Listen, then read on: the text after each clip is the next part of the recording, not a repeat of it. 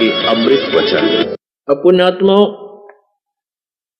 ये वो परमेश्वर है जो हमारे सब दुखों को दूर करते हैं। और पहले हम इनको भगवान नहीं मानते थे, इनको एक सिंपल साधारण सा एक भक्त या कवि की संज्ञा देकर के हम इनके चैप्टर को क्लोज कर दिया था।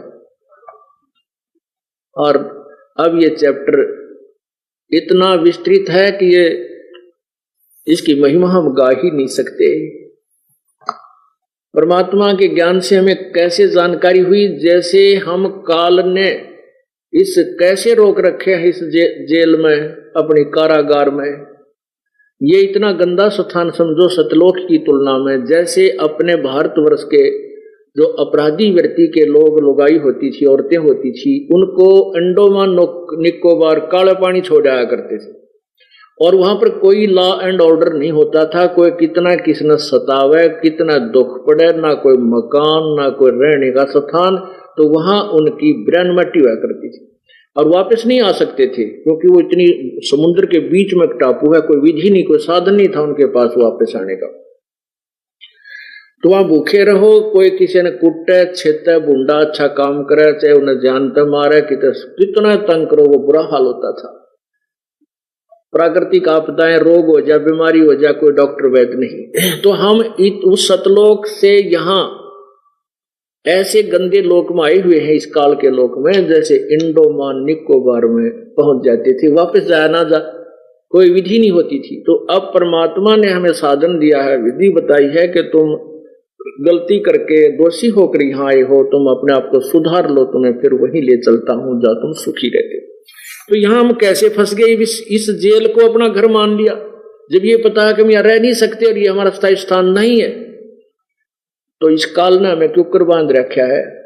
एक बंदर पकड़निया होता है, बंदर पकड़ने वाला, वो कैसे, तो उसमें वो चने डाल देता है, 1 किलो आधा किलो चने उसमें उस पात्र में डाल देता है बुगड़े, और कुछ आसपास उसके बखेर देता है और दूर जा बैठता है एक तरफ। अब बंदर देखता है इधर उधर, उसको दिखते हैं कि बाहर चने पड़े हैं, वो चने खाने के चक्कर में, लालच में वहां आ जाता है जहां पर उसने वो जाल फैला रखा होता है।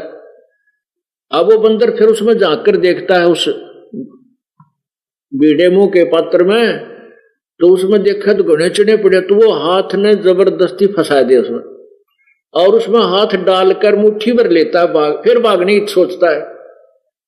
अब वो मुट्ठी भरने के बाद उसका हाथ हट गया, वो खुल नहीं रहा, बाहर नहीं आ रहा, मुंह मुट्ठी वो खोल नहीं।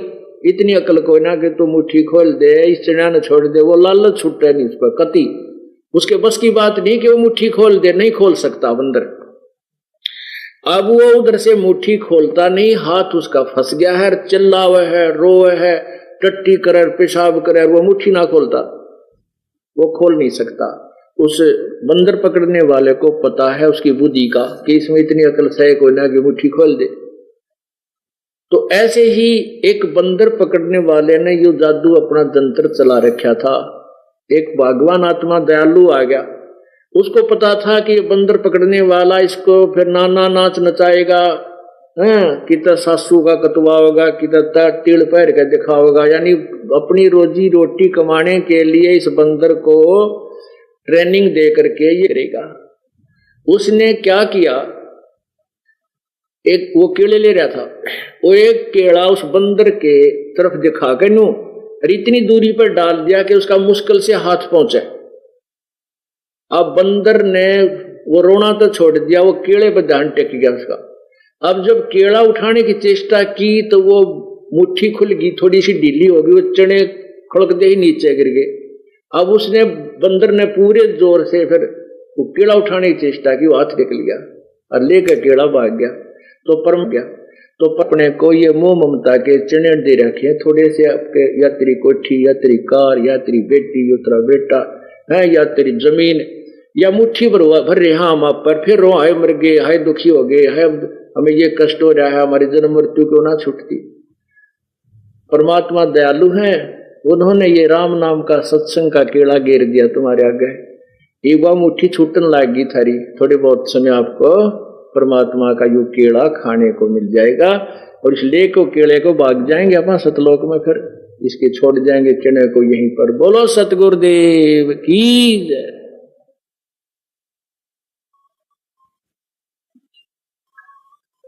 कर जोरूं विनती करूं, धरूं चरण पर शीस। गुरु राम देवानंद जी महाराज ने दिया नाम बख्शीश। कोटि कोटि सिजदा करूं, कोटि कोटि प्रणाम। चरण कमल में राखियो मैं, बंदी जाम गुलाम। अब गुण किए तो बहुत किए, करत न मानी आर। बावे बंदा बख्श दियो, बावे गर्दन उतार। अब गुण मेरे बाप जी, बख्शो गरीब नवाज। जो मैं पूत कपूत हूँ, बोर पिता को लाज। मैं अपराधी जन्म का, नक्सक भरे विकार।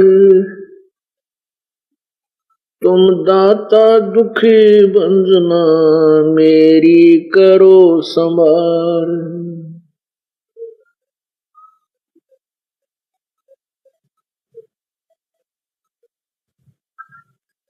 गुरु जी तुम ना भूलियो, चाहे लाख लोग मिल जाएं। हमसे तुमको बहुत है, तुमसे हमको नहीं।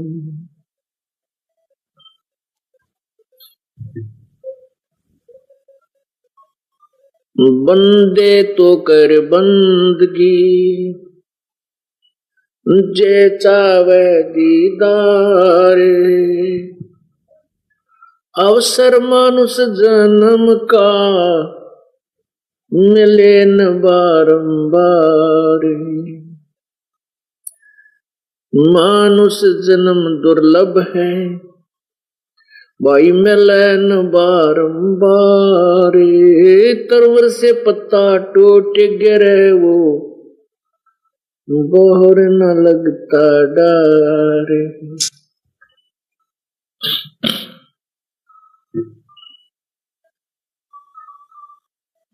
लूट सको तो लूटियो,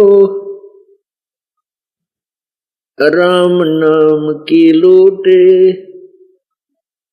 पीछे फिर पछताओगे, प्राण जाएंगे छूटे।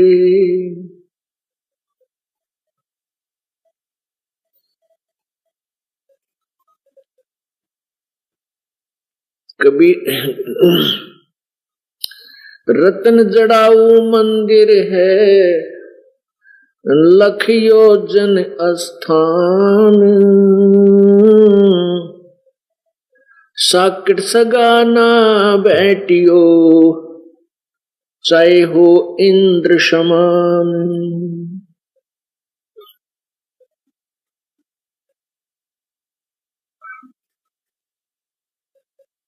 मर्द गर्द में मिल गए, वो रावण से रणधीर।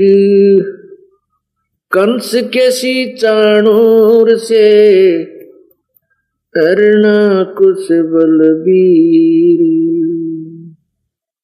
तेरी क्या बुनियाद है,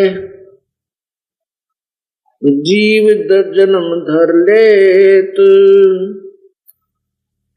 गरीबदास हरि नाम बिना, खाली पड़ सीखे तो। परमपिता परमात्मा सारी सृष्टि के रचनहार कुल मालिक कबीर परमेश्वर की असीम कृपा से ये शुभ समागम पूर्णिमा पर्व चल रहा है।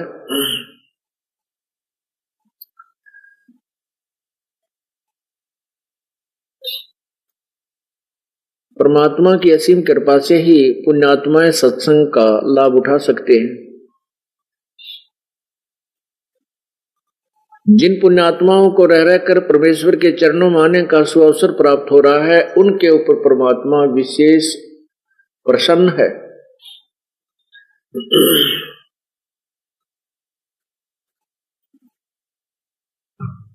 और उसकी कृपा से ही ये शुभ कार्य हुआ करते हैं। सत्संग में आने से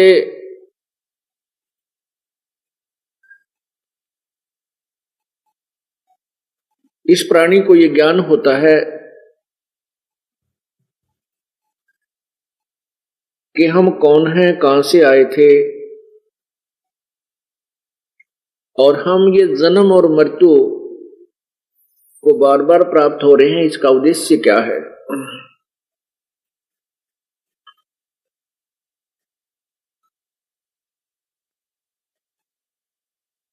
जैसा कि आपने सुबह के सत्संग में सुना था कि हम यहां काल की जेल में बंद हैं, कारागार में बंद हैं, और यहां काल की इस कारागार से, जेल से केवल एक ही परमात्मा पूर्ण ब्रह्म हमें छुड़ा सकता है। उसके बारे में क्या कहा है वो खुद ही कहते हैं, अमर करूं सतलोक पठाऊं, ताते बंदी छोड़ कहाऊं। हम परमात्मा कबीर जी को बंदी छोड़ कहते हैं। वो बंदी छोड़ की डेफिनेशन, परिभाषा स्वयं ही बता रहे हैं कि मैं बंदी छोड़ किस लिए कहलाता हूं। अमर करूं सतलोक पठाऊं, ताते बंदी छोड़ कहाऊं। आपके कर्मों के बंधन को काट के इस बंद से, काल की बंद से, कारागार से तुम्हें छुड़वाता हूं और सतलोक में अमर करता हूं, इसलिए मैं बंदी छोड़ कहलाता हूं।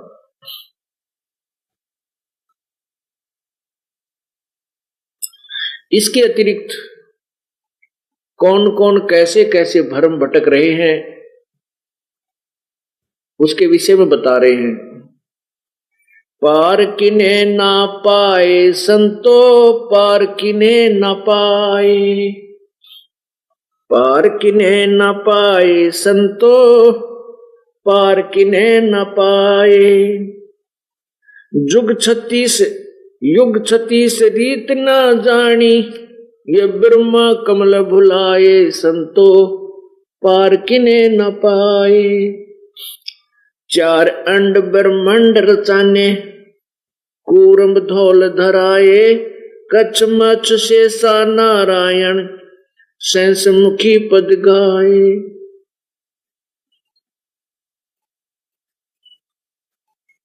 4 वेद स्तुति करत हैं, ज्ञान अगम गौराए, अकथ कथा अक्षर नी अक्षर, वो वेदों लिखा ना जाए। सुरत नृत्य से अगम अगोचर, मन बुद्धि हैरत खाए, ज्ञान ध्यान से अधिक परेरा, क्या गाऊं राम राय।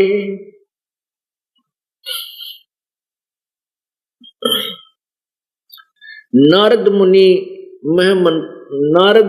गुणी में मनता, वो नर से नार बनाए, एक पलक परिपूर्ण साहेब पूत 72 जाए। धरु प्रहलाद भक्ति के खंबा 12 कोट चिताए, जिनकी पैज करी परवाना खंबा में प्रगटाए। रावण शिव की भक्ति करी थी, 10 मस्तक धर ध्याए, राज पाकर गए रसातल, जिन कैलाश हलाए। सत्य साधना ना मिलने के कारण, तत्व ज्ञान के अभाव से ये प्राणी साधना करके भी फेल हो गए, काल के जाल में ही रहे। इसका प्रमाण दिया जा रहा है, बताया जा रहा है। शिव की भक्ति करी, रावण शिव की भक्ति करी है, 10 मस्तक धर ध्याये, राज पाकर गए रसातल, जिन कैलाश हलाए।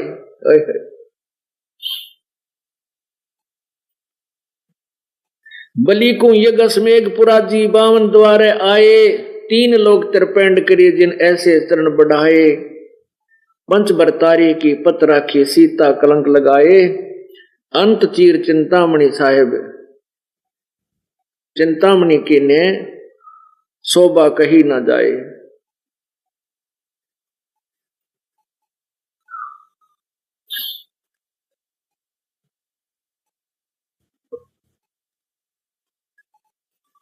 कृष्ण चंद्र गए द्वारका, कृष्ण कबीर कृष्ण रूप बनाए, दुर्योधन की मेवा त्यागी, फिर साग भी दुर्घर खाए। शंख बजाने कृष्ण सेवा, सुपज रूप धर धाये, पांडव युग में कबीर जगत गुरु, वो 33 कोट हराए।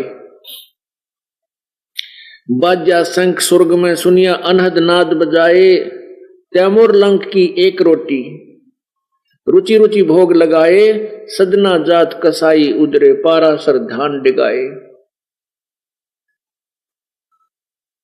तपिया का तप दूर किया है, लोधिया के गला बंधाए, नरसिल्ला की हुंडी झाली, वो सांवल सा कहाए।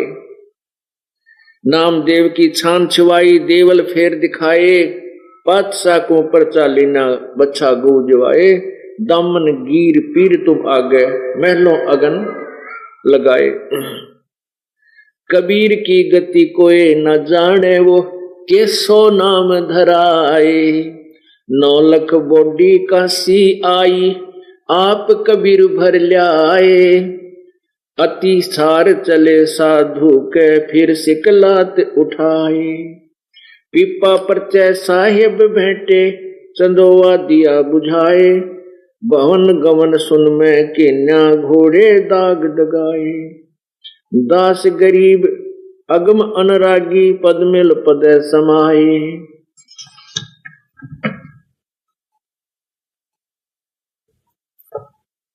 अब इसमें क्या बताया है कि पूर्ण परमात्मा की यथार्थ साधना न करने से कैसे कैसे इंसान साधक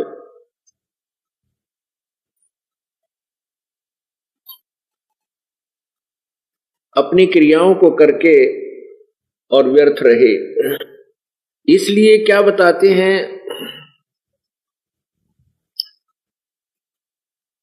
सतगुरु सौदा कर वो नहीं बात जात है। बाद का अर्थ होता व्यर्थ। पूर्ण परमात्मा की भक्ति के लिए सतगुरु के साथ ही अपना जो है सौदा करो। परमात्मा की प्राप्ति के लिए पूर्ण संत की तलाश कीजिए।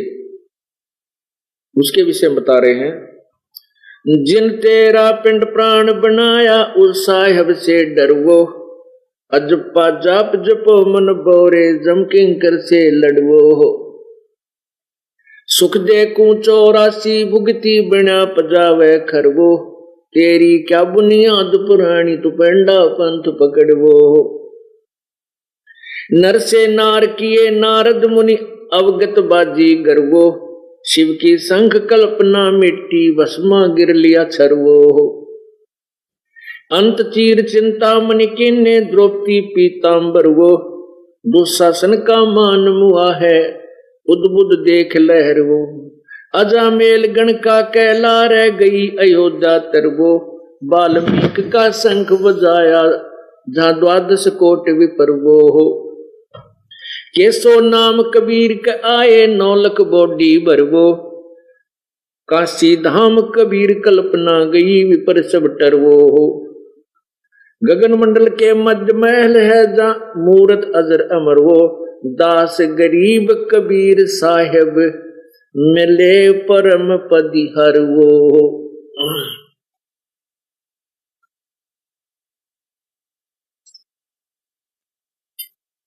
उस साहिब से डरवो,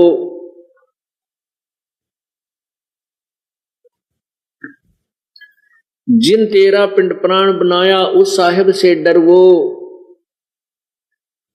और अजप्पा जाप जपो मन बोरे, जम किंकड़ से लड़वो।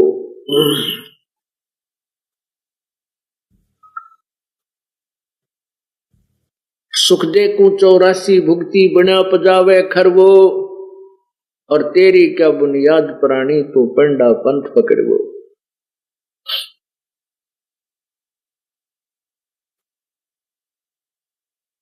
परमपिता परमात्मा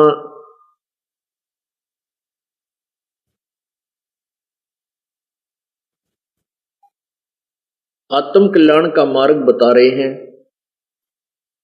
हमें समझाने की चेष्टा कर रहे हैं कि जिस परमेश्वर ने, जिस पूर्ण परमात्मा ने आपको ये सुंदर शरीर दिया, उस परमात्मा से डर, और उससे परमात्मा से डर के परमात्मा की भक्ति करो।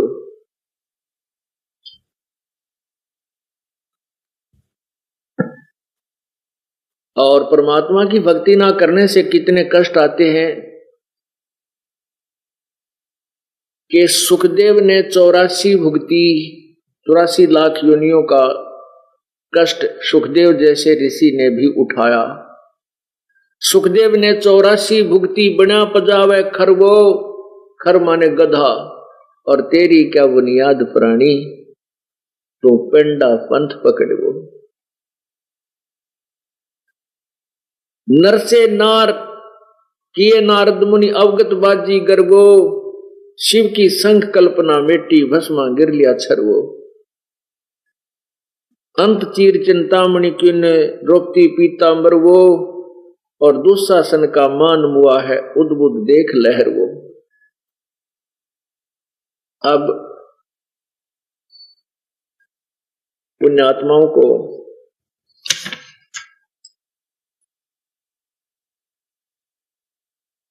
सत्संग में आने से ज्ञान होता है कि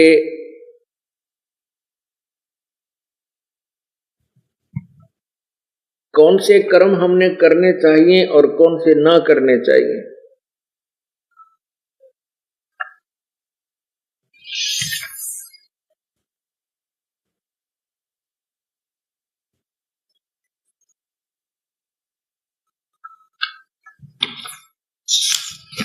जब तक हम सत्संग में नहीं आते तो अपने जो भी क्रियाएं हम कर रहे होते हैं उसी को सही मानते हैं।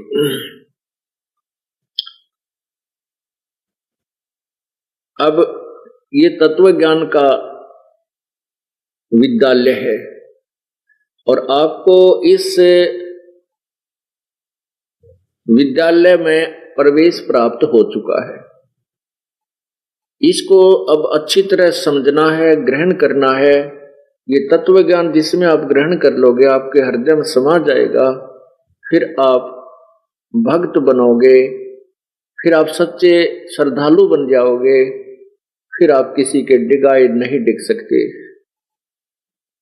इस दास की ये मेहनत रंग लाई है कि आपको रह रह कर ये ज्ञान ऐसे समझा दिया कि छोटे छोटे बच्चों के भी उंगलियों पर गीता और वेदों के श्लोक, उनके नंबर याद हैं। और जिसका परिणाम ये हुआ कि इतनी भयंकर आपत्ति इस काल भगवान ने हमारे ऊपर डाली थी, लेकिन वो परमात्मा की सच्ची आत्मा, प्यारी आत्मा टस से मस नहीं हुई, क्योंकि ये तत्व ज्ञान से परिचित थे और यहां की सच्चाई से भी परिचित थे।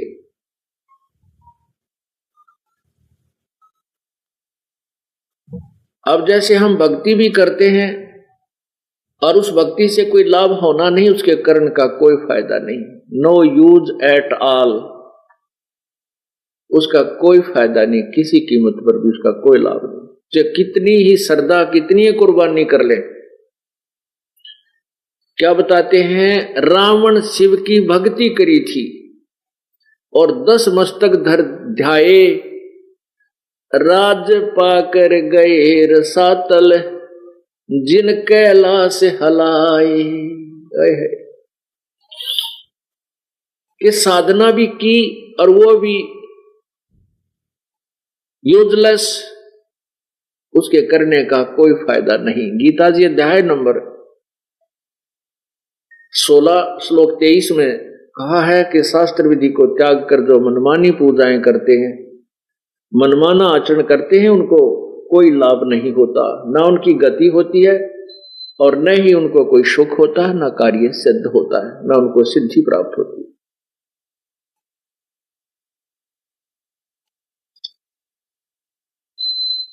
फिर गीता अध्याय नंबर 7 के और श्लोक 12 से 15 में तीनों गुणों रजगुण ब्रह्मा, सतगुण विष्णु, तमगुण शिव जी की भक्ति को व्यर्थ बताया। इसी का परिणाम स्वरूप रावण ने अपने नीम हकीम गुरु से ज्ञान हुआ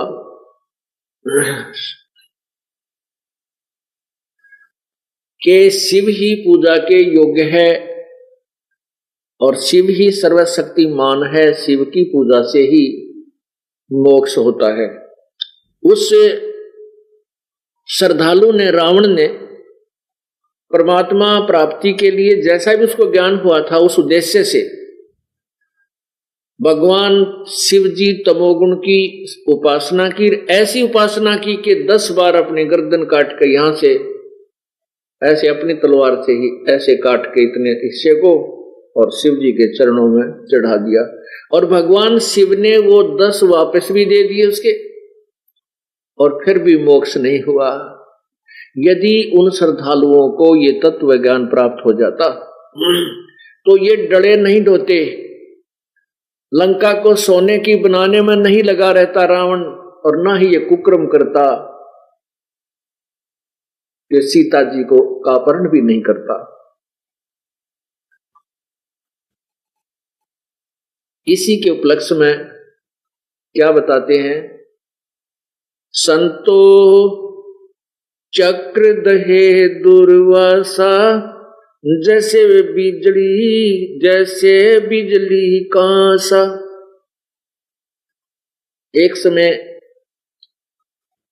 एक समय राजा अम्बरीश जी, सतयुग में राजा अम्बरीश साधना किया करते थे,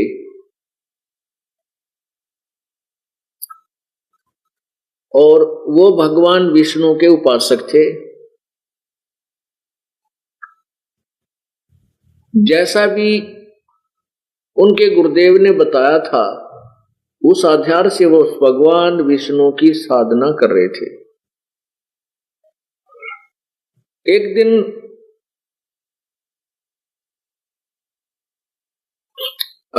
ये राजा अम्बरीश गृहस्थी थे, बाल बच्चेदार थे, और दुर्वासा ऋषि जो थे वो बाल ब्रह्मचारी थे, और घर त्याग करके जंगल में इधर उधर भ्रमण किया करते थे। बहुत ज्यादा घोर तपस्या करके उसने सिद्धियां प्राप्त कर रखी थी। तो दुर्वासा जी ने अपनी साधना को सर्वोत्तम मान रखा था।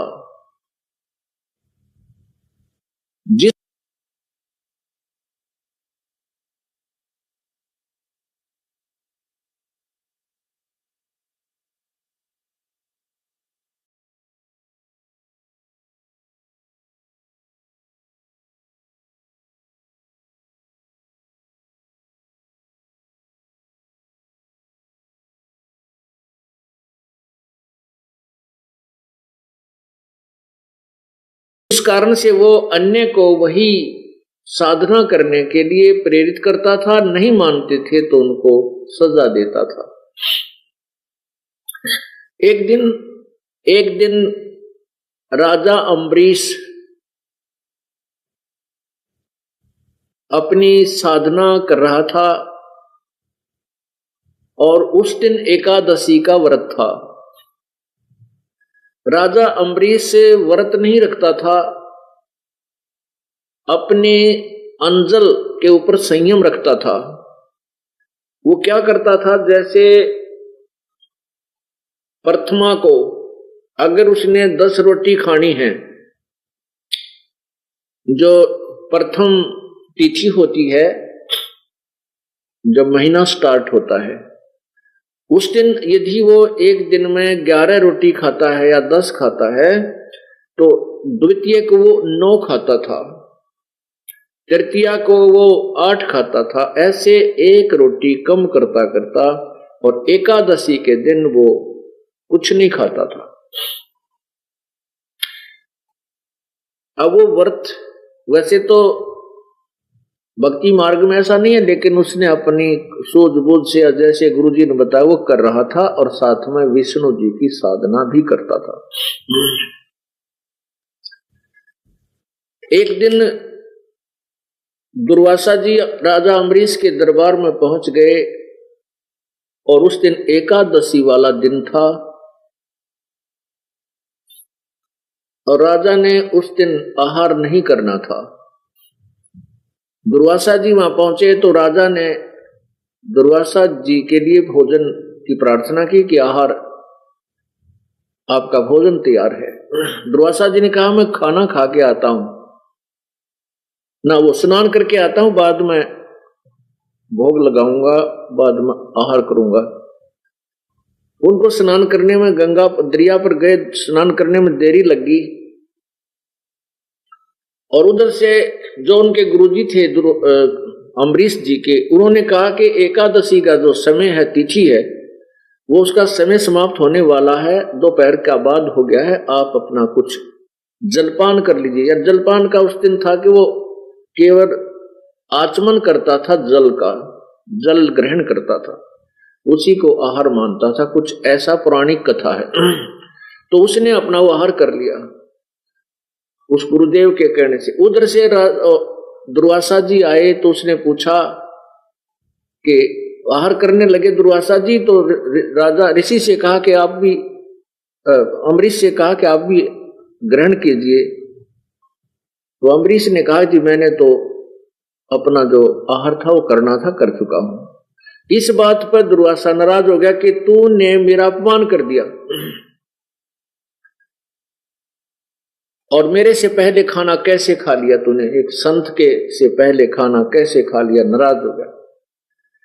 राजा अम्बरीश ने क्षमा याचना की और फिर दुर्वासा जी शांत हुए और कहने लगे तू जो साधना कर रहा है ये गलत है, तो निर्गुण निराकार परमात्मा की निर्गुण साधना करिए, सरगुण साधना ठीक नहीं तेरी। उपवास उपवास रखता है, ये करता है, जबकि वो उपवास आदि नहीं रखता था, केवल अपना संयम कर ध्यान लगाता था, भक्ति करता था। तो राजा अम्बरीश ने कहा ठीक है ऋषिवर, जैसो जो आपकी आज्ञा। वो नहीं चाहते कि दुर्वासा नाराज हो और नाराज होकर के ये श्राप दे देता है। अब अम्बरीश ने के क्या पता था ये फिर बिजली आ गिरेगी। अगली एकादशी को फिर आ गया दुर्वासा, नेक्स्ट एकादशी को फिर आ गया और वही सतिथि फिर होगी। दुर्वासा जी नाराज होकर के कहने लगा कि तूने मेरी आज्ञा का पालन नहीं किया, तो फिर ये सरगुण साधना कर रहा है, निर्गुण क्यों नहीं कर रहा। इसलिए क्रोधित होकर के अपनी सिद्धि से सुदर्शन चक्र का आह्वान किया, कर आया और दुर्वासा के हाथ में पहुंच गया और दुर्वासा ने आदेश दे दिया कि सुदर्शन चक्र को कि अम्बरीश राजा की गर्दन काट दे। अब सुदर्शन जो चक्र था वो बहुत जबरदस्त अग्नि सी उसमें से निकल रही थी और राजा अम्बरीश के चरणों को छूकर उल्टा दुर्वासा को मारने के लिए वो चक्कर भयंकर रूप धारण करके चल पड़ा। और देख दुर्वासा ने भी लिया कि या तो तेरी शात आ गई। अब दुर्वासा भाग लिया, आकाश में उड़ गया सिद्धि से। पहले गया भगवान शिव के पास, शिव जी ने कहा भी मेरे बस की बात नहीं, आप यहां से जाइए, आपने तो बहुत कोई जबरदस्त भूल की है। फिर गया ब्रह्मा जी के पास, ब्रह्मा जी ने भी मना कर दिया। फिर गया इंद्र जी के पास, इंद्र जी ने भी मना कर दिया। फिर वो विष्णु लोक की सुरती लगाकर चला। वो पूर्ण परमात्मा, पूर्ण ब्रह्म दुर्वासा को, उस परमात्मा की लीला को आप बहुत देर में समझ पाओगे, क्योंकि अभी तक हम जो भी सुन रहे हैं, देख रहे थे कि ये कृष्ण जी ने किया, ये विष्णु जी ने किया, ये उसने किया, नहीं, ये करने वाला तो एक ही परमात्मा है। और वो सभी साधकों की वो रक्षा करता है, उनकी पत रखता है। उस पूर्ण परमात्मा ने विष्णु रूप धारण किया और विष्णु लोक अलग से बनाया। ये तत्व ज्ञान मैं आपको सुना रहा हूं, क्योंकि हमने जो कथाएं सुन रखी थी वो लोक वेद था। तो वहां पर दुर्वासा जब जा रहा था, उसने विष्णु लोक में जाना ही था, विष्णु जी से याचना करने जाना था, तो विष्णु जी के दरबार में वो पहुंच गए। अर्थात वहां बैठे पूर्ण परमात्मा थे, विष्णु रूप दिखाई दे रहा था। परमेश्वर कहते हैं, सो छल छिद्र मैं करूं अपने जन के काज, और हिरण्यकशिपु जो मार दूं मैं भी नरसिंह धर लूं साज। तो वहां पर 33 करोड़ देवता बैठे थे, 88,000 ऋषि विद्यमान थे, दरबार लगा हुआ था। दुर्वासा जी इतने भयभीत थे कि जरा सी भी देरी होगी तो ये सुदर्शन चक्र तुझे मार डालेगा। पीछे देख रहा है और भाग रहा है, पीछे देख रहा का बहुत स्पीड खींच रहा है। जब दरबार में बढ़ा तो एकदम सभी की दृष्टि पड़ी कि दुर्वासा जी की ये हालत कैसे होगी। ये तो बहुत जबरदस्त तोब है, इसके सामने तो सभी कांपते थे, आज ये कैसे डरकर भागा हुआ है। तो सामने देखा तो चक्र सुदर्शन भी उसके पीछे पीछे आ रहा है। पूर्ण परमात्मा विष्णु रूप में विद्यमान थे और पूर्ण परमात्मा के सामने सुदर्शन चक्र 10 कदम दूर यानी 50 फुट की दूरी पर ऐसे खड़ा हो गया और लपटें ऐसे निकल रही थी।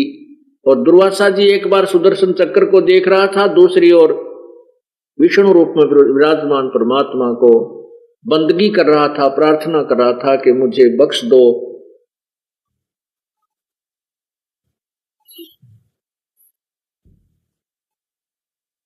वो अम्बरीश, वो दुर्वासा ऋषि जिसने एक श्राप से 56 करोड़ यादों का नाश कर दिया था और आज वो स्वयं अपनी जान बचाने के लिए गिड़गिड़ा रहा है।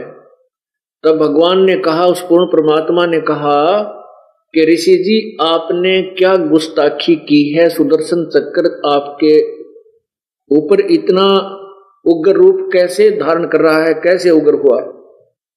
तब दुर्वासा जी ने सारी कहानी बताई कि मैं राजा अम्बरीश के दरबार में गया था और मैंने उनको कहा था कि आप ये साधना ना कीजिए, ये साधना ठीक नहीं है, आप निराकार परमात्मा की निर्गुण साधना कीजिए। और मैंने उनके ऊपर सुदर्शन चक्र छोड़ दिया क्रोध में आकर। तो भगवान ने कहा कि ऋषि जी तुम साधना नहीं कर रहे, आपने जो सिद्धियां प्राप्त की हैं इनके कारण तू मान बढ़ाई का भूखा है और भक्ति मार्ग में जोर जबरदस्ती नहीं चलती। आपने उस महान आत्मा को, उस पुण्य आत्मा को नहीं डराना धमकाना चाहिए था। ये ज्ञान का मार्ग है, आप अपना ज्ञान दीजिए, उसको अच्छा लगे तो स्वीकार करेगा, नहीं अच्छा लगता तो नहीं करता। आपने जो बदतमीजी की है उसका परिणाम तुझे भोगना पड़ा है। अम्बरीश बहुत ही अच्छे भक्त हैं, उनके हृदय में दया है, विनम्रता है, आधीनी है, और तेरे अंदर ना दया है ना आधीनी है और न ही तेरी भक्ति अम्बरीश जैसी है।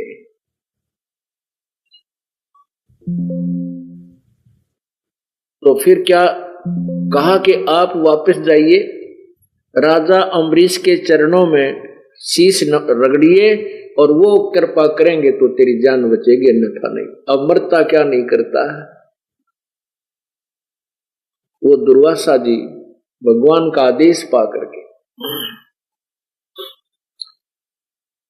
वापिस आया, अम्बरीश के चरणों में शीश रख दिया और कहा मेरी जान बख्श दो, मुझसे गलती होगी, मुझे क्षमा कर दो।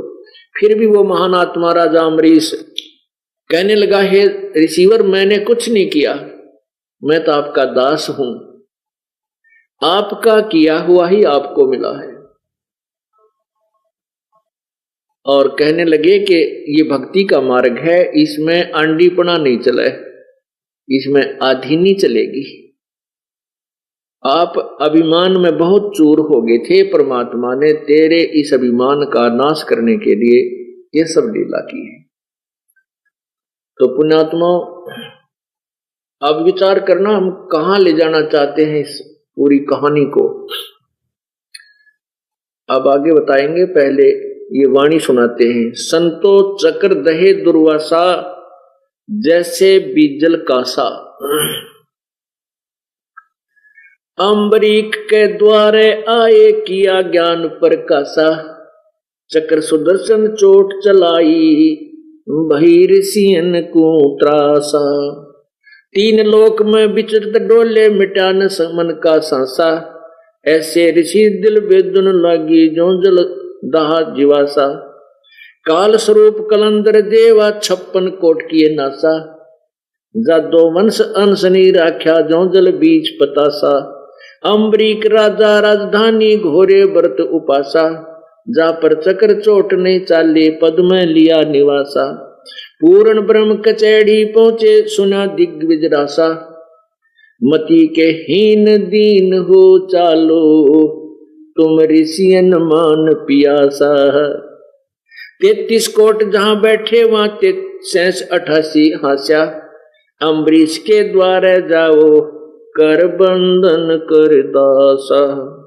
अंत कोट जुग जहान दर्श कर छैरि तु 12 मासा, दास गरीब विष्णु नो भाख्या, दास गरीब परमेश्वरियों भाख्या, निध सुमरण कर श्वासा। अब क्या बताया है कि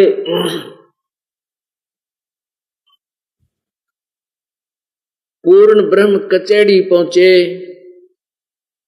फिर सुना दिग्विजरासा, और परमात्मा ने बोले उस दुर्वासा जी को, मति के हीन दीन हो चालो तुम ऋषियन मान पियासा, कि ऋषि जी तेरे अंदर भक्ति नहीं है, तू तो मान बढ़ाई का प्यासा है, तूने मान बढ़ाई की भूख है, तू भक्ति के निकट भी नहीं है। और हे मति के हीन मंदबुद्धि के व्यक्ति, दीन हो चालो, भक्ति में आधीनी सर्वप्रथम है, आधीनी के पास है ये पूर्ण ब्रह्म दयाल, मान बढ़ाई मारियो बेअदबी सिर काले। फिर क्या बताते हैं कि 33 कोट जहां ऋषि बैठे, 33 कोट जहां देवा बैठे 88 हास्या, 33 करोड़ देवता बैठे नजर आ रहे थे और 88,000 वो ऋषि। जब दुर्वासा की ये दुर्गति देखी तो कहते हुए 88,000 ऋषि भी खूब जोर से हंसे, उसका जुलूस निकल रहा था राजा अम्बरीश के कारण दुर्वासा जी का।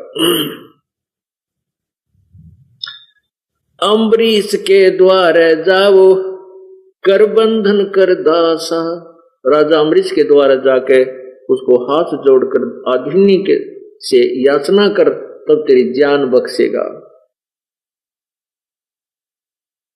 अंत कोट जुग ध्यान दर्श कर छैरि तु 12 मासा, कहते थे कितने युगांती तू साधना कर ले और कितने कठिन से कठिन भक्ति कर ले, लेकिन उस सत्य साधना के बिना तेरा छुटकारा नहीं। दास गरीब प्रभु यो भाख्या, ऐसे कहा निज सुमरण कर श्वासा, के वो निज सुमरण यथार्थ भक्ति सत्य नाम का श्वासों के द्वारा सिमरण कर, जब तेरा कल्याण होगा। और नहीं तो कितने अनंत करोड़ युग तक तू भक्ति अन्य साधना करता रहे, तेरा मोक्ष नहीं है। अपने आत्मा अब यहां दुर्वासा जैसी तोब भी राजा अम्बरीश के दरबार में नतमस्तक हो गई। इससे सिद्ध है कि अम्बरीश राजा जो था वो विष्णु यहाँ के जो साधना है तीन लोक की, वो बहुत ही अच्छा साधक था। और फिर क्या होता है, अब तत्व ज्ञान इसका निर्णय करेगा। राजा अम्बरीश वो साधना करके सतयुग में, त्रेता युग में, उसमें फिर अपने स्वर्ग में गया, वहां स्वर्ग में गया, ब्रह्मलोक में गया, वहां सब साधनाएं अपनी खत्म करके विष्णु लोक आदि में वो फिर दोबारा जन्म को प्राप्त हुआ। वही राजा अम्बरीश त्रेता युग में राजा जनक हुए। और राजा जनक के रूप में जब वो थे तो सुखदेव जैसे ऋषि ने भी उनको गुरु धारण किया, गुरु बनाया। और तब सुखदेव ऋषि जी विष्णु लोक में पहुंचे, स्वर्ग प्राप्त हुआ।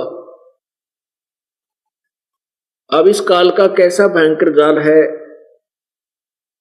अब वही राजा जनक अपने यहां साधना बहुत करता था, यज्ञ भी बहुत करता था, अपने पुण्यों के परिणाम स्वरूप स्वर्ग पहुंचा, विष्णु जी के लोक पहुंच गया। वहां अपने पुण्यों को फिर खत्म करके वो कलयुग के अंदर श्री नानक जी रूप में अवतरित हुए, जन्म हुआ। और नानक जी के रूप में जब वही पुण्यात्मा राजा अम्बरीश वाली यहां जन्म हुआ था, तो उस समय पूर्ण परमात्मा कबीर देव, कबीर प्रभु उनको बेई नदी पर मिले थे। और श्री नानक जी को नदी में डूबने का बहाना करके सतलोक लेकर गए थे। सचखंड में जाकर के उस वास्तविक प्रभु यानी अपने ही स्वरूप से परिचित कराया था। उसके बाद राजा अम्बरीश वाली वही आत्मा श्री नानक जी के रूप में प्रभु की शरण में आई और सत साधना की, सतनाम का जाप किया,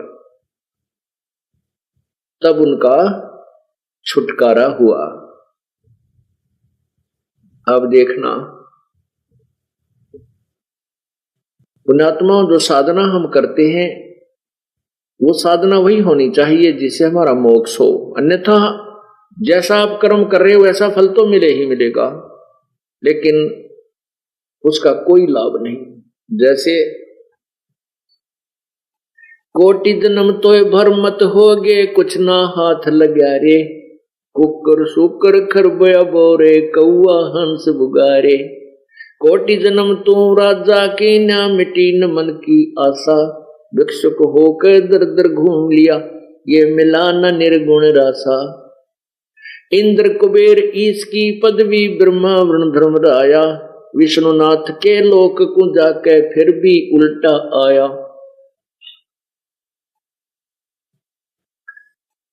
असंग जन्म तो मरत्या होगे, इंद्र कुबेर इसकी पदवी, ब्रह्मा वरुण राया, विश्वनाथ के पुर को जाके फिर अपूठा आया।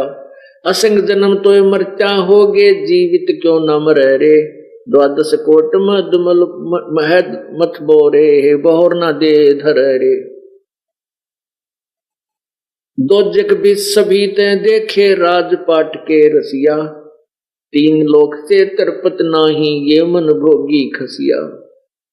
सतगुर मिले तो इच्छा मेटे, पद मिल पदे समाना, चल हंसा उस लोक पठाऊं जो आद अमर अस्थाना।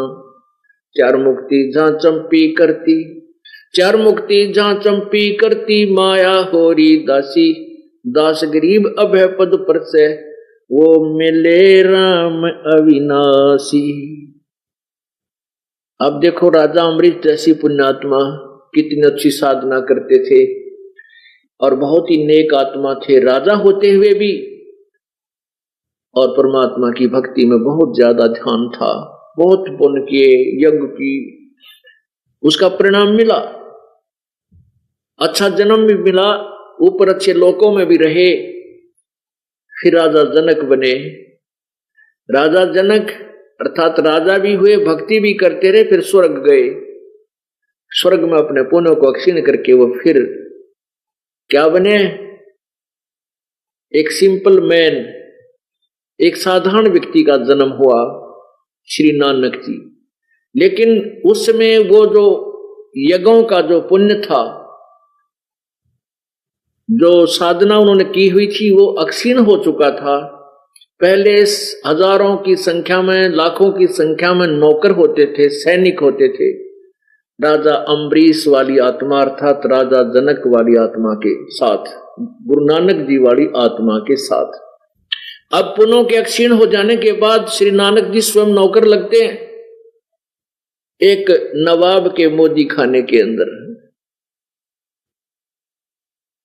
लेकिन उस पुण्यात्मा का जो कभी ना किसी समय में, किसी युग में उस पूर्ण परमात्मा से संपर्क अवश्य रहा। और उस समय चाहे वो 1 वर्ष, 2 वर्ष, 3 वर्ष, 4 वर्ष प्रभु के चरणों में रह करके सत साधना अवश्य की हुई होती है, वही पुण्यात्मा आगे चल के प्रभु के चरणों में आता है। पूर्ण परमात्मा अपनी प्यारी आत्मा के पीछे पीछे रहता है, क्योंकि हमारे को, इस पुण्यात्माओं को इन नकली गुरुओं ने इतना भ्रमित कर दिया है कि वो परमात्मा की वाणी पर विश्वास नहीं करते। और परमात्मा क्या कहता है? जो जन मेरी शरण है, ताका हूं मैं दास, गैल गैल लाग्या फेरूं, जब तक धरणी आकाश। परमात्मा क्या कहते हैं कि जो जन मेरी शरण है, ताका हूं मैं दास, और गैल गेल लाग्या फिरूं, साथ साथ में रहता हूं उस पुण्यात्मा के, जब तक धरती आकाश। जो बच्चा गौ की नजर में, यूं साईं को संत, भक्तों के पीछे फिरे वो भक्त वत्सल भगवंत। वो पुण्यात्मा, वो परमात्मा उन पुण्यात्माओं के साथ साथ रहता है जो कभी उनके चरणों में रहे होते हैं। राजा अम्बरीश के परमात्मा चारों युगों में आते हैं। सतयुग में सत्सुकृत नाम होता है प्रभु का, त्रेता में मुनिंदर होता है, द्वापर में करुणा में नाम होता, कलयुग में कबीर देव, कबीर प्रभु ही उसका वास्तविक नाम जो है उसी से अवतरित होते हैं, प्रगट होते हैं। तो उन समयों में कभी न कभी, किसी न किसी युग में राजा अम्बरीश वाली आत्मा अर्थात श्री नानक जी वाली आत्मा प्रभु के संग रही होगी। इसी कारण से उनको इस कलयुग में आकर के परमात्मा ने पुनः संभाला और उनको मोक्ष का अधिकारी बनाया।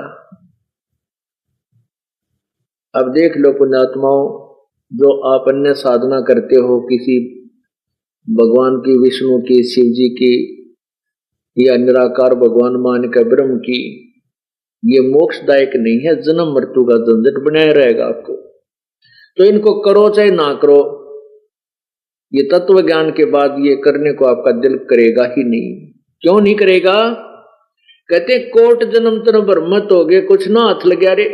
राजा अम्बरीश होते हुए वो पुण्यात्मा कितने सतयुग में, फिर राजा सतयुग में तो वैसे ही आम व्यक्ति इतना सुखी होता है, कहना है कि राजा तो बहुत सुखी हो जाता है। और वो सुख भी ना रहा, पुण्य भी किए, फिर स्वर्ग गया, स्वर्ग में अपने पुण्यों को शेष वहां समाप्त किया, फिर राजा फेर बन गया, राजा जनक हुआ, सीता जी का पिताजी। और उसमें भी राजा के ठाठ कितने थे, बहुत सी ऐश्वर्य के साधन भी थे, लेकिन वो भी खत्म हो गए। फिर स्वर्ग गया, स्वर्ग से फिर अपने पुण्य खत्म करके फिर एक साधारण व्यक्ति के घर पे जन्म हुआ। वो पुण्य अक्षीण हो गए, ऊपर के लोकों में समाप्त हो गए। और फिर क्या हो गया, अगर उस समय परमात्मा ना मिलते तो नानक जी भी एक अपने उस जीवन को व्यर्थ करके फिर ना जाने कौन सी योनि में चले जाते। लेकिन नहीं, ये जो सतनाम आपको मिला है, सतनाम, और इस सतनाम को मिलने के उपरांत आपको सारनाम नहीं मिला और आपकी मृत्यु होगी। आपको न जाने कितने जन्म मनुष्य के मिल जाएंगे, मोक्ष नहीं है, मनुष्य के जन्म मिलेंगे, अच्छे से अच्छे जन्म मिलेंगे, और फिर आपके ये दोनों मंत्रों की कमाई जब समाप्त हो जाएगी, आप फिर सिंपल मैन बनोगे, साधारण व्यक्ति के घर में जन्म होगा। और उस समय ये दयालु परमात्मा फिर आपको अवश्य संभालेगा, आपको 84 लाख योनियों में नहीं जाने देगा, शीघ्र सी नहीं जाने देगा। यानी फिर हम बिल्कुल नहीं सुनेंगे, वो बात है अलग। तो पुण्यात्मा, ये भी कच्चा काम रह जाएगा यदि सतनाम ही प्राप्त हो गया और आपकी मृत्यु होगी। सारनाम योग्य नहीं बने, नखरे करते रहे। अब क्या देखता है ये दास, नाम ले गया था जी पिछला महीने और नाम खंडित हो गया, पहला नाम लिया था दोबारा लूंगा। अच्छा भाई, क्योंकि पहले मंत्र वाला तो गलती कर सकता है, क्योंकि वो तो एकदम नया बच्चा होता है, पहली कक्षा का बालक होता है, हो जाता है खंड। लेकिन नहीं होना चाहिए, कोशिश करे कि जो काम करने लग गए उसको पूरा ही किया जाना चाहिए। तो फिर दोबारा उपदेश ले लेता है, फिर 4 महीने के बाद उसको सतनाम भी प्राप्त हो जाता है। सतनाम लेने के बाद फिर 6 महीने के बाद फिर कह जी नाम खंडित हो गया मेरा, तो ऐसा हो गया वैसा हो गया। अच्छा भाई, 1-2 साल के बाद फिर कहेगा जी मुझे शंका है, मेरा शायद नाम खंडित हो गया, और करे बिना रहता नहीं, आप गलती अवश्य कर देता है। तो पुण्यात्मा, कोई बात नहीं, अब परमात्मा ने आपको पार करना है। ये अब बैन उठ गया है, कलयुग में ये समय आ गया है कि सभी प्राणी जो तत्व ज्ञान को ग्रहण करके इस मार्ग पर लग जाएंगे, सभी पार हो जाएंगे। लेकिन पार होंगे वो जो बार बार ये अपने नाम को खंडित ना होने देंगे। अब क्या देख रहा है ये दास, जिन 10-10 साल नाम लिया न हो गया, तीनों मंत्र प्राप्त हो गए, वह भी नो कह दे मेरा तो नाम खंडित हो गया जी, ऐसे गलती बन गई। तो भाई ये पार होने के लक्षण नहीं है आपके, बहुत सावधान होना पड़ेगा। क्यों? हाँ, इतना है कि परमात्मा दयालु है, इन्होंने बहुत ज्यादा कंसेशन दे दी है कि कोई बात नहीं, इस बूढ़े कलयुग में, इस घोर कलयुग में ये गलती हो ही जाती है। लेकिन आपका जान का समय आ गया और उससे 1 महीने पहले फिर कह दोगे मेरा तो नाम टूट गया, ये कोई बात हुई नहीं। सावधानी बरतो। अगर आदमी 2 वर्ष 3 वर्ष 4 वर्ष के बाद भी दृढ़ नहीं होता है, फिर मोक्ष नहीं हो पाएगा आपका, बहुत सावधानी करनी पड़ेगी। अपरमात्मा कहते समझा है तो सर दर पाओ, बहुर नहीं रे ऐसा दाओ। तो पुण्यात्मा, जो ये दास आपको कह रहा है, फिर आपके साथ क्या होगा? जिनको सारनाम भी प्राप्त हो गया है उन गिल्ला के बनेगी, उनको और कुछ कंसेशन भगवान देगा, लेकिन मोक्ष नहीं होगा। ये मत समझना कि सार नाम मिल गया आप पार हो गए, नहीं, इसकी भी कमाई करनी पड़ेगी, आपने अंतिम श्वास तक करनी पड़ेगी। उसके साथ क्या बनेगा कि आप मोक्ष की मृत्यु होगी, सारनाम की कमाई पूरी बनी नहीं, तो फिर आपको तुरंत ही मनुष्य जन्म मिलेगा। जैसे कुछ भक्त चले गए जिनको सतनाम मिला हुआ था और सारनाम नहीं मिला, उनको भी तुरंत मनुष्य जन्म मिलेगा और इसी क्षेत्र में मिलेगा। हो सकता है जो उनके परिवार ने अगर नाम ले लिया और वो बुढ़ा मर गया तो उसको हो सकता है उन्हीं के घर में फिर दोबारा जन्म मिल जाएगा तुरंत ही, और वो 2-3 वर्ष का होते ही फिर नाम ले लेगा। अभी तक ये दास यहाँ पर परमात्मा ने छोड़ रखा है, तो उसका मोक्ष अवश्य होगा, क्योंकि फिर उसका नाम खंडित नहीं होगा। क्यों नहीं होगा? क्योंकि वो छोटा सा बच्चा होगा और उसके घर में पहले से परमात्मा की अमर वाणी चल रही होगी और उसका नाम खंडित होए कोई ना, खंडित क्यों नहीं होगा? क्योंकि पहले से ही उस परिवार में वो साधना सुचारू रूप से चल रही होगी और ऐसा समाज बन चुका होगा कि कोई उसमें बाधक बनेगा ही नहीं। पार तो होंगे लेकिन जन्म बढ़ा लिए, और हो सकता है काल का कुछ अटपटा खेल है। और पुण्यात्माओं, आप ये मत सोचना कि अगले जन्म में देख लेंगे, या भी पेंडिंग नहीं छोड़ना आपके। अगले जन्म में माना आपकी का जन्म दे दे अफ्रीका में, क्योंकि हमारे संस्कार आपस में रले मिले हैं। हिंदू, मुसलमान, सिख और ईसाई कोई भिन्न नहीं है, हम एक पिता की संतान हैं। और ये मजहब धर्म तो अभी बने हैं इस कलयुग में, इससे पहले कोई धर्म मजहब की कोई अलग से व्यवस्था नहीं थी। और तो उस समय हम आपस में एक दूसरे से रले मिले रहे हैं, हमारे संस्कार एक दूसरे में उलझे हुए हैं। आज हम हिंदू घर में जन्म है तो मृत्यु के उपरांत हम हो सकता है किसी मुसलमान के घर जन्म लेंगे, क्योंकि वो पुण्यात्मा से हमारा कोई संयोग हो सकता है, तो वहां चले जाएंगे। तो वहां फिर कौन समझाओगा आपको तत्व ज्ञान को? ऐसे कट्टरपंथी बन गए हैं। तो इस प्रकार आपका बहुत सौभाग्य है कि आपको पहले जन्म हिंदुस्तान में और फिर हिंदू धर्म में। हिंदू धर्म में अभी इतना कट्टरपंथ नहीं आया है जितना कि अन्य धर्मों में प्रवेश कर चुका है। वो तो एक शब्द भी सुनकर सुनने को तैयार नहीं है। और हिंदू धर्म ने का सभी संतों ने अंडोला बना रखा है। कोई फलाना पंथी, वरना कितने तक गुरुओं के पंथी इस हिंदू समाज के अंदर न्यारे न्यारे बना डाले। पहले तो हिंदुस्तान, दूसरे हिंदू धर्म के अंदर आपका जन्म, और एक विशेष सुविधा सिख धर्म में भी है कि उसमें भी किसी को कोई बाउंडेशन नहीं है, वो जहां चाहे अपनी भक्ति ग्रहण कर सकता है। दूसरा सौभाग्य यह है कि जिनको सिख धर्म में जन्म है, जिन तेरा पिंड प्राण बनाया उत्साह। मुसलमान धर्म एक ऐसे कट्टरपंथ बन गया है कि से हम इसमें आगे ना चल करके वापस आते हैं कि मान लीजिए आपका जावे खरबो, ये जन्म तेरी क्या मनुष्य का भी हो गया मुसलमानों में, तो फिर वो आप इस मार्ग को ग्रहण करने से वंचित रह जाओगे। नारद मुनि अवगत बाजी गर्वो शिव की संख कल्पना। क्या होगा कि मान लीजिए जैसे इसको सारनाम मिल गया है, अंत चीर चिंतामणि कीने द्रौपदी पीतांबर, वो दुशासन का मृत्यु हो जाती है, पार नहीं होगा तो दूसरा जन्म होगा, मनुष्य ही होगा। लेकिन ये आवश्यक नहीं है। वैसे तो कृपा है परमात्मा की, आपके संस्कार वो चेंज वेंज करके यही भी कर सकता है, हो सकता है, मतलब एक ऑप्शन मान कर चलो, ज्यादा इस चीज को विचार करके चलो कि हो सकता है आपका कितना दूसरे अरब कंट्रीज में हो गया। पहले तो वहां इस ज्ञान की छीट भी ना लागण दे, काल वहां तक पहुंचन भी ना दे इस ज्ञान को, और फिर वहां आप मनमाने कोई देश के राष्ट्रपति बन जाओ, फिर आपने भक्ति की आवश्यकता है कोई ना, वहीं अपने उन जो भी वहां की साधना उसी में लीन रहोगे और ये सोचोगे कि इसी साधना से मुझे ये मौज हो रही है। नहीं, वो साधना न्यारी है जिससे आपकी मौज हो रही है।